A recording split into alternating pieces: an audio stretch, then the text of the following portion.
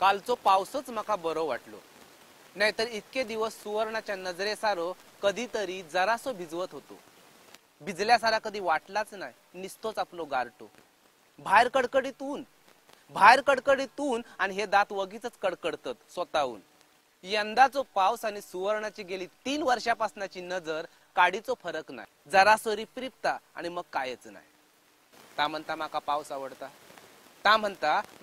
आवडता. खरा सांगाचा तर मनान माका तो पडासारो वाटता.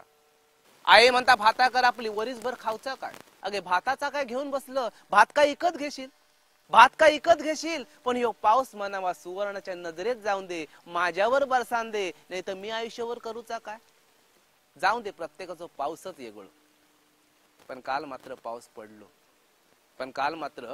पडलो. मी बाहेर पडाक नाही म्हणान पाण्याचा मका अंदाज नाही.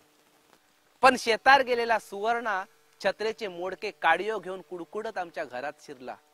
माका बघून बावरला, लाजला, बुजला, माझ्या नजरेक नजर देऊन पुन्हा एकदा भिजला.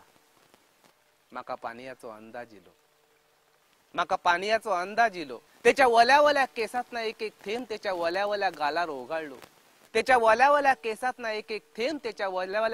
ओघाळलो. त्या थेंबान माझ्या प्रेमाक कोंब फुटलो आणि तेव्हाच माका त्या दिसाचो पाऊस खरो वाटलो. मनान कालचो पाऊस बरो वाटलो.